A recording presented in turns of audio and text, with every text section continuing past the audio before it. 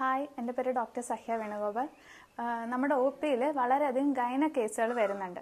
അതിൽ വളരെ റിലവൻ്റ് ആയിട്ട് എന്ന് തോന്നുന്ന ഒരു കേസ് നമുക്കിന്ന് ഡിസ്കസ് ചെയ്ത് നോക്കാം.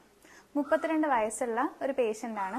ഇവർക്ക് മെയിൻ പ്രശ്നം എന്ന് പറയുന്നത് മെൻസസ് സ്റ്റാർട്ട് ചെയ്യുന്നതിന് ഓൾമോസ്റ്റ് ഒരു 1 വീക്ക് മുന്നേയും മെൻസസ് ടൈമിലും അതിന് ശേഷവും ഇവർക്ക് ഭയങ്കരമായിട്ടുള്ള അബ്ഡോമിനൽ പെയിനും നടുവേദനയൊക്കെ ഉണ്ട്. എങ്ങനെയാന്ന് വെച്ചാൽ മെൻസസിന് മുന്നേ ഈ പെയിൻ സ്റ്റാർട്ട് ചെയ്തിട്ട് അത് ഭയങ്കര ആവുന്നത് ഈ മെൻസസ് ടൈമിലാണ്. അതിനുശേഷം ഓൾമോസ്റ്റ് 1 വീക്കോളം ഇവർക്ക് പിന്നെ ഈ പെയിൻ നിൽക്കുന്നുണ്ട്. ഇപ്പം ഇവരിത് നോട്ടീസ് ചെയ്യാൻ തുടങ്ങിയത് ഒരു 6 months ആയിട്ട് ഉണ്ടാവുള്ളൂ.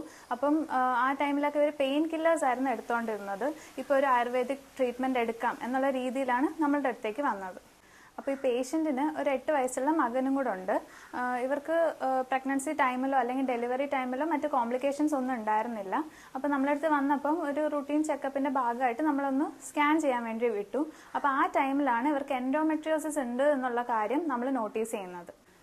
യൂട്രസിൻ്റെ ഏറ്റവും അകത്തുള്ള ലെയറാണ് എൻഡോമെട്രിയം എന്ന് പറയുന്നത്. ഈ എൻഡോമെട്രിയം യൂട്രൈൻ ക്യാവിറ്റിക്ക് പുറത്ത് വളരുന്നതിനാണ് എൻഡോമെട്രിയോസിസ് എന്ന് പറയുന്നത്. അതിപ്പം ഫാലോപ്പിയൻ ട്യൂബിലാവാം, ഓവറീസിലാവാം. അപ്പം നമ്മൾ ഈ മെൻസസ് ടൈമിൽ എങ്ങനെയാണോ ഈ യൂട്രൈൻ ക്യാവിറ്റിക്കുള്ളിൽ ഈ എൻഡോമെട്രിയം ഷെഡ് ചെയ്യുന്നത്, അതുപോലെ തന്നെ ഈ ഫാലോപ്പിയൻ ട്യൂബിലോ അല്ലെങ്കിൽ ഓവറീസിലോ ഉണ്ടാവുന്ന എൻഡോമെട്രിയം ഷെഡ് ചെയ്യുന്നുണ്ട്. അപ്പം അതുകൊണ്ടാണ് മെൻസസ് ടൈമിൽ ഭയങ്കരമായിട്ടുള്ള പെയിൻ ഇവർക്ക് അനുഭവപ്പെടുന്നത്. ഇനിയിപ്പം മെൻസസിന് മുന്നേ ഉള്ള ടൈമിൽ എന്തുകൊണ്ടാണ് പെയിൻ വരുന്നതെന്ന് വെച്ചാൽ ഈ ഹോർമോണൽ ചേഞ്ചസ് എന്തൊക്കെയാണ് ഈ യൂട്രസിന് ഉണ്ടാവുക, അതൊക്കെ തന്നെ ഈ യൂട്രസിന് പുറത്ത് വളരുന്ന എൻഡോമെട്രിയത്തിന്, അതായത് ഇപ്പോൾ ഫാലോപ്പിയൻ ട്യൂബിലോ ഓവറിലോ ഉള്ള എൻഡോമെട്രിയത്തിന് ഉണ്ടാകുന്നുണ്ട്.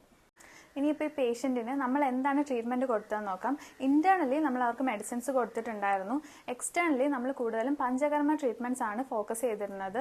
അതിൽ അവഗാഹം, അതായത് സിറ്റ്സ് ബാത്ത് പോലെയുള്ള ട്രീറ്റ്മെൻറ്റ് നമ്മൾ കൊടുത്തിട്ടുണ്ടായിരുന്നു. യൂട്രസിനെ ഫോക്കസ് ചെയ്തുകൊണ്ട് നമ്മൾ കൊടുത്ത ട്രീറ്റ്മെൻറ്റ്സ് യോനി പൂരണം, യോനി പിജു, ഉത്തരവസ്തി ഇങ്ങനെയുള്ള ട്രീറ്റ്മെൻറ്റ്സ് ആണ് നമ്മൾ നൽകിയിരുന്നത്. മാത്രമല്ല ഇവർക്ക് വേണ്ടിയിട്ടുള്ള യോഗകൾ നമ്മൾ പറഞ്ഞു കൊടുത്തു, ഇവരുടെ ഡയറ്റ് കറക്റ്റ് ചെയ്തു. അതിനുശേഷം ഓൾമോസ്റ്റ് ഒരു 6 months നമ്മൾ ഇവർക്ക് ശരിയായിട്ടുള്ള ട്രീറ്റ്മെൻറ്റ് കൊടുത്തു. അതിനുശേഷം ഇവരുടെ ഈ പെയിൻ കുറയുന്നതായിട്ട് നമ്മൾ കണ്ടിട്ടുണ്ട്. അവർക്ക് നല്ലൊരു റിക്കവറി തന്നെയാണ് കിട്ടിയിട്ടുള്ളത്.